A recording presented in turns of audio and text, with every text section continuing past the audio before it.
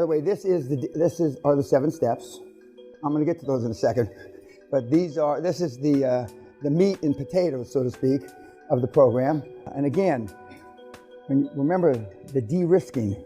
When you're explaining the model, you're not going to say the moving parts of the model. You're not going to do all that shit.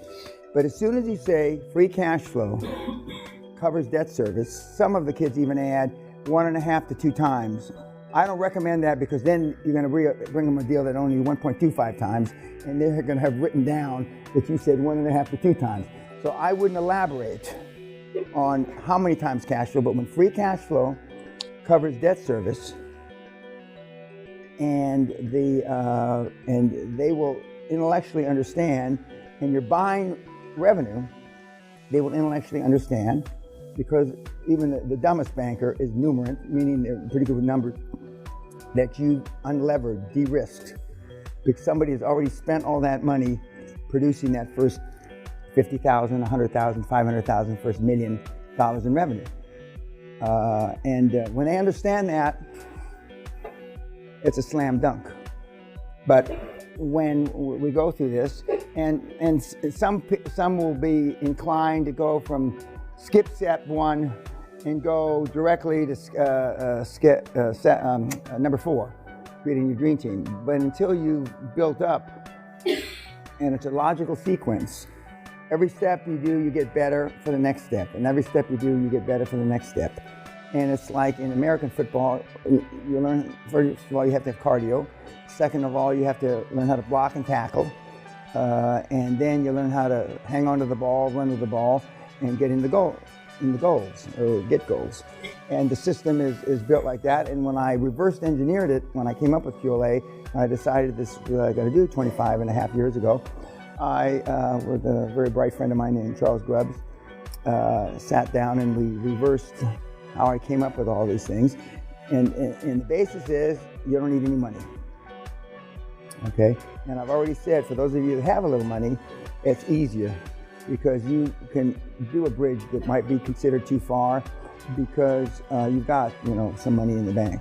But the system is based for zero money. And again, you want your dream team, you want them for their experience, the credibility, the time that they're going to invest in you, but not their money. And when we actually go through the script starting tomorrow, where the perfect words out of their mouth are, yes, I'm interested, if I can add value, subject to conflicts. That's a professional answer. If they don't add subject to conflicts, then there's something normally awry. But any of these people that you're going to talk to will understand subject to conflicts, meaning, are they in a business that's competing, et cetera, et cetera.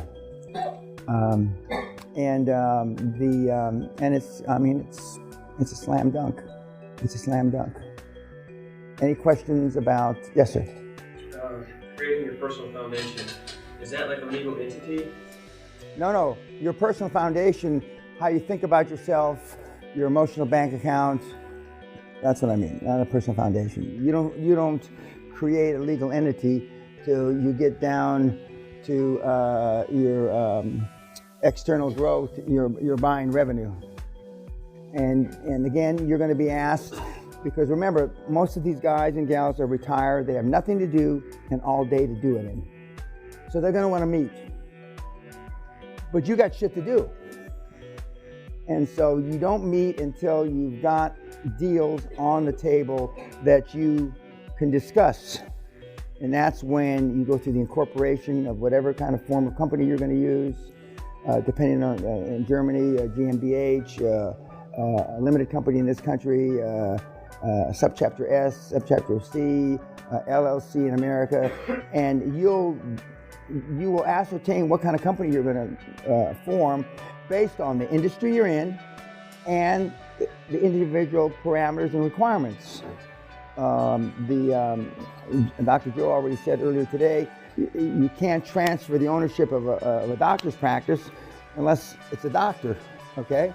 And so there are nuances in different slivers of different industries, and so you'll form that company, and that's when you do your management agreement, your contracts with your board members, compensation, with the honorariums, meaning what they're going to get paid to come to board meetings. When you're recruiting your dream team, occasionally, especially in Europe and especially in Britain, they'll say, what's the time commitment?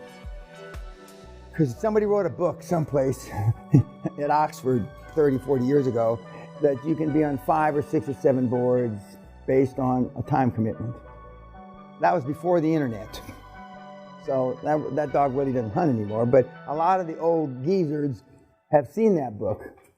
And normally your answer will be, and this is a truthful answer, in the beginning the time commitment is maybe 4 or 5 hours a month, and that's the truth, okay? As we gain traction and as we gain cash flow, that time commitment will grow. And there's 2 kinds of directors you're going to recruit. There's non-executive directors and there's executive directors. Non-exec means they are not line officers. They can't sign for the company, okay? The non-exec directors will be your 2 industry experts, and we break all this down tomorrow, but I'm just telling you now.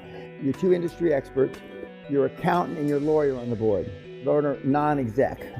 And if you type non-exec directors wanted on LinkedIn, I mean, you'll get fucking thousands of requests, okay? The executive directors are your CFO, your CEO if it's not you,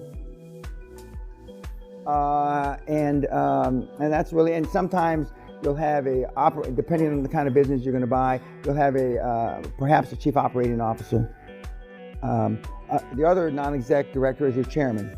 Your chairman will be a non-exec. And I told you, you can list yourself as a CEO, for those of you that have some resume, but I would just list yourself as founding director. And since Zuckerberg made this so popular, founding director, now it's readily accepted. Nobody asks you, what does that mean now? 20 years ago when we listed it, we had to write War and Peace to explain what a founding director meant. But since Zuckerberg and a few of the other Silicon Valley guys have described themselves as founding director, they hardly anybody asks. Now, if somebody does ask, you're talking to an inexperienced junior person. We tell you how to filter down to who you want to talk to, because at the bank, you don't want to talk to a suspect. You want to talk to a prospect that can actually make a lending decision.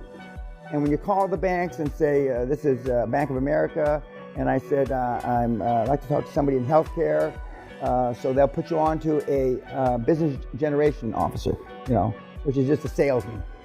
And he'll try to divert you to the right area.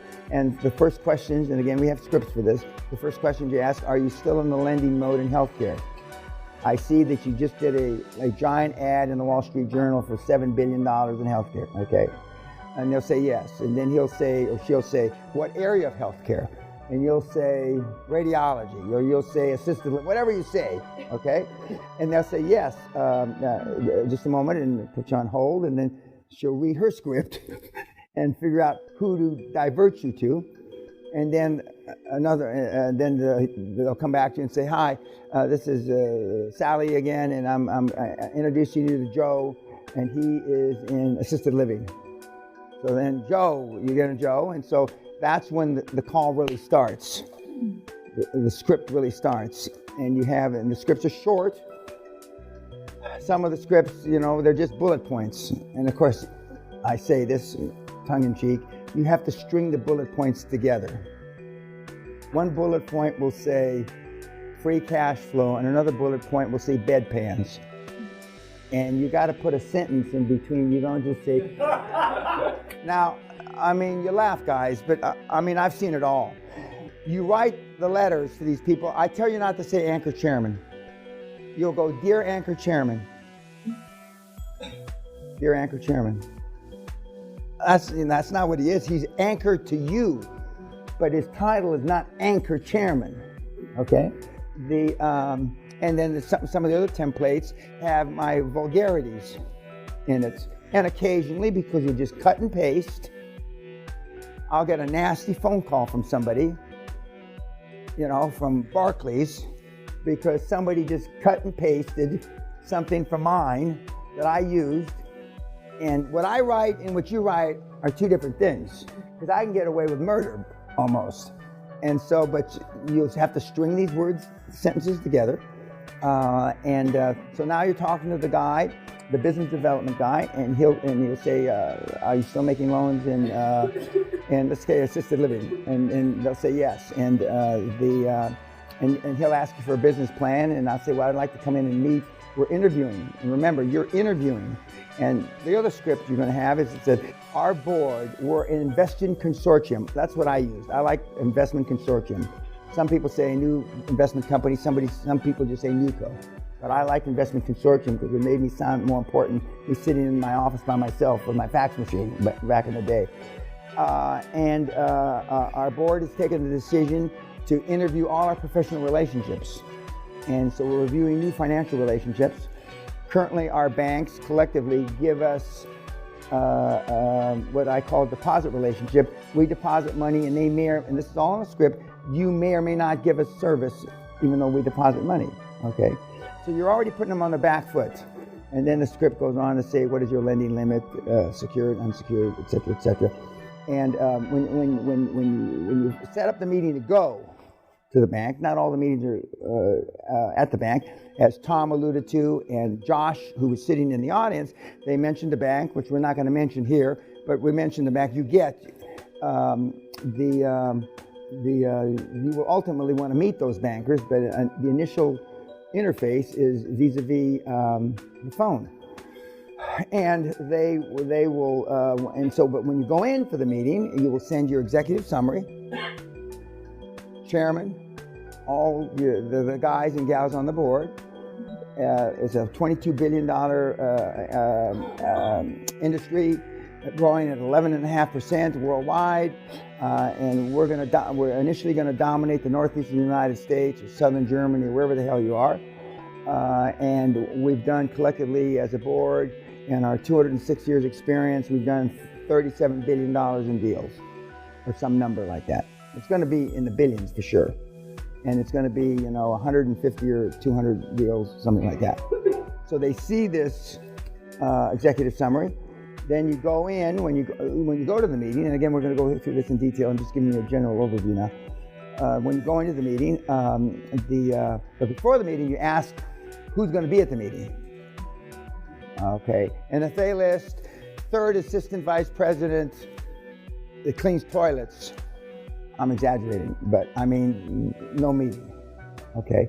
You want somebody that can make a decision at the meeting, okay? And ideally, a senior credit officer, somebody that can sign the fucking check. Okay. Now, normally, more than one person has to sign checks. Normally, if it's like 5 million or more, 2 or 3 people have to sign off on it.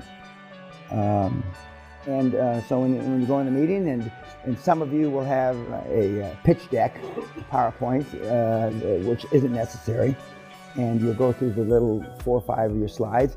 Some of the guys, some of the engineers, some of the scientists have 50, 60, 70 PowerPoints slides, which is long slides in your pitch deck.